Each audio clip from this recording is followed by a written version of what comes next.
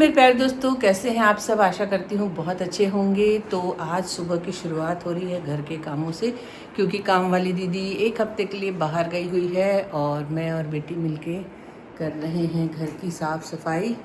और आज से हम लोग एक्सरसाइज भी नहीं कर पा रहे हैं, क्योंकि घर का काम भी एक एक्सरसाइज ही है। तो बस झाड़ू लग चुका है, पोछा हो रहा है। अब मैं करने जा रही हूँ बर्तन, किचन भी साफ़ करना है। उसके बाद स्टेप बाय स्टेप होंगे सारे काम।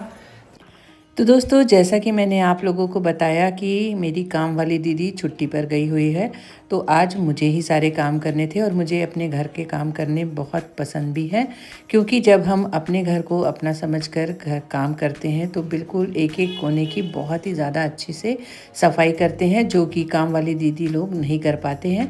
उन्हें बस काम चलाओ काम निपटाना रहता है, क्योंकि उन्हें हर महीने तनख्वाह मिलती है। लेकिन अगर हम अपने हाथों से अपने घर की सफाई करते हैं तो हमारा घर एक अलग ही तरह से साफ़ सुथरा और चमकदार हो जाता है। तो मुझे अपने घर के काम करना बहुत ज़्यादा पसंद है। लेकिन हाँ, मैंने काम वाली दीदी को इसलिए लगा रखा है कि घर में गेस्ट का आना जाना लगा रहता है, और तीज त्यौहार और पूजा पाठ भी काफ़ी सारी होती रहती है। उस समय अकेले सारे काम करना थोड़ा मुश्किल होता है, इसलिए मैंने काम वाली दीदी को रखा है, जो कि झाड़ू पोछा और बर्तन करती है। और बाकी की जो भी डस्टिंग का काम है या एक्स्ट्रा काम है वो मैं ही करती हूँ। तो आज सुबह सुबह मैंने और बेटी ने मिलकर घर के सारे काम ख़त्म किए, जो कि समय से पहले ही हो गए थे।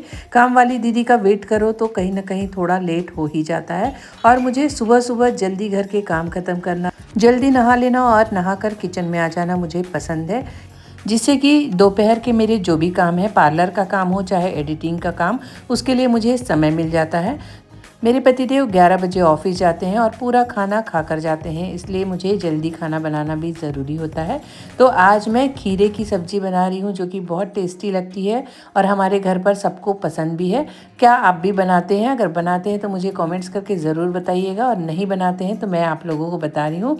थोड़ा सा तेल लिया है, उसमें डाल दी है मैंने हरी मिर्चें, हींग का तड़का, और उसके बाद हल्दी पाउडर, मिर्ची पाउडर, और खीरे को मैंने कीस लिया था। करीबन 3 खीरा मैंने लिया है, इसे कीस लिया है, थोड़ा सा इसका पानी भी निकाल दिया है।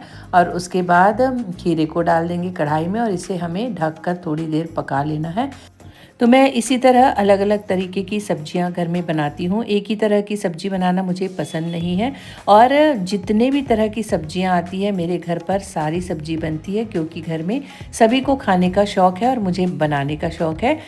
तो सीज़न के अनुसार जिस तरह की भी सब्जियां आती हैं, मैं हर सब्जी को नए नए तरीक़ों से बनाती हूँ, और बच्चे और पतिदेव बहुत ही खुशी से सारी चीज़ें खाते हैं। अब जैसे ही खीरा थोड़ा सा पक जाएगा, उसमें डालूँगी स्वाद अनुसार नमक, और डालूँगी स्वाद अनुसार चीनी। मैं लगभग सभी डिश में थोड़ी सी चीनी ज़रूर डालती हूँ, क्योंकि उसका टेस्ट मुझे बहुत पसंद है। और नमक और शक्कर डालकर इसे थोड़ी देर और पकाकर ढक दूँगी। और इसमें डालूँगी अब कुछ बेसिक मसाले, जैसे कि हल्दी पाउडर, मिर्ची पाउडर, जीरा पाउडर, थोड़ा सा गरम मसाला। तो मेरे घर पर सभी सब्जियां बहुत ही सात्विक तरीके से बनती हैं, क्योंकि रोज़ का खाना हम बहुत ही सिंपल खाते हैं, और मैं लहसुन प्याज नहीं खाती, तो वैसे ही सात्विक बन जाता है।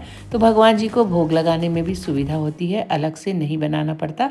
हाँ, कुछ हैवी हैवी सब्जियां होती हैं, उन्हें थोड़े से मसालेदार बनाना पड़ता है, तभी उन सब्जियों का टेस्ट आता है। लेकिन रोज़ की लगभग काफ़ी सब्जियाँ बहुत ही सिंपल तरीके से बनती है, और घर में सभी को पसंद भी आ जाती है। जैसे ही खीरा थोड़ी देर पक जाएगा, उसके बाद मैं डालूँगी 3 चम्मच करीबन इसमें बेसन। जितना खीरा होगा उसके अकॉर्डिंग आप बेसन डाल सकते हैं, बहुत ज़्यादा तो नहीं, थोड़ा सा ही डालना है। और बेसन डालने के बाद हमें इसे बफाकर थोड़ी देर और पकाना है।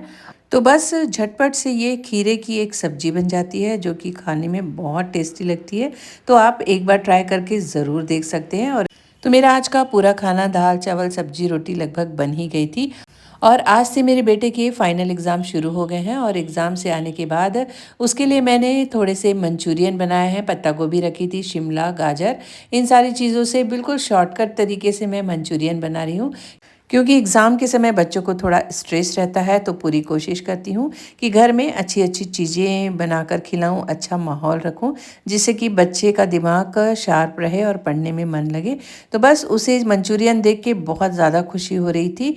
और इंतज़ार हो रहा था कि कब बनेगा मंचूरियन। तो बस बहुत ही सिंपल प्रोसेस है। कढ़ाई में मैंने मिर्ची डाल दी है, टमाटर डाल दिए हैं, शायद थी गाजर और शिमला डाल दी है, और थोड़ा सा सोया सॉस और थोड़ा सा टमाटर सॉस डाल दिया है। इसे थोड़ी देर हमें पकने देना है। उसके बाद एक थोड़ा सा घोल बना लियो कॉर्नफ्लोर का, इसको गाढ़ा करने के लिए। और पत्ता गोभी में कॉर्नफ्लोर डालकर मैंने गोल गोल मंचूरियन तल के निकाल लिए थे। और जैसे ही थोड़ी सी सब्जी हल्की पक जाए उसके बाद हम कॉर्नफ्लोर का घोल डाल देंगे, और उसके बाद स्वाद अनुसार डालेंगे नमक।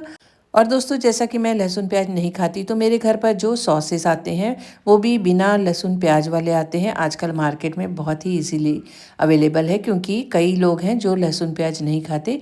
लेकिन हाँ, चाइनीज़ खाने का मन तो सभी का करता है, तो मैं हर चीज़ घर पर बनाती हूँ। लेकिन बस इसी चीज़ का ध्यान देती हूँ कि उसमें लहसुन प्याज ना हो। तो ऐसे सारे मसाले या सॉसेस मेरे घर पर आते हैं जिसमें कि लहसुन प्याज नहीं होता है। तो बस ये मंचूरियन भी काफ़ी हद तक तैयार हो गया है। इसमें थोड़ा सा धनिया पत्ती डालूंगी और बेटे को जल्दी जल्दी खिला दूंगी।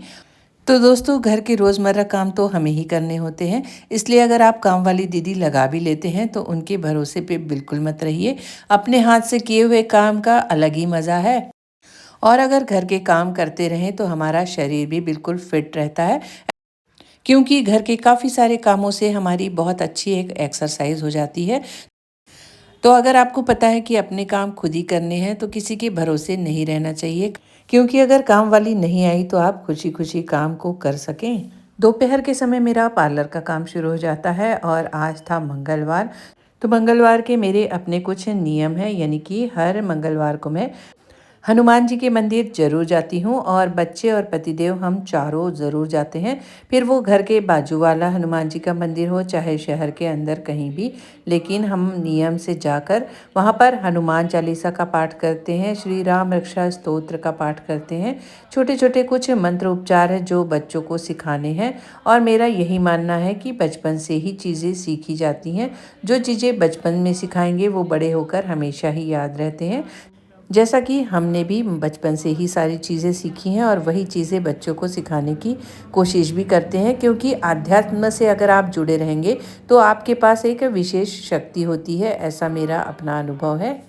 और मैंने हफ्ते में एक दिन फिक्स कर लिया है, चाहे कितनी भी व्यस्तता रहे, लेकिन बच्चों के साथ हनुमान जी के मंदिर जरूर जाते हैं, जिससे कि भगवान जी का आशीर्वाद हम सब पर बना रहे।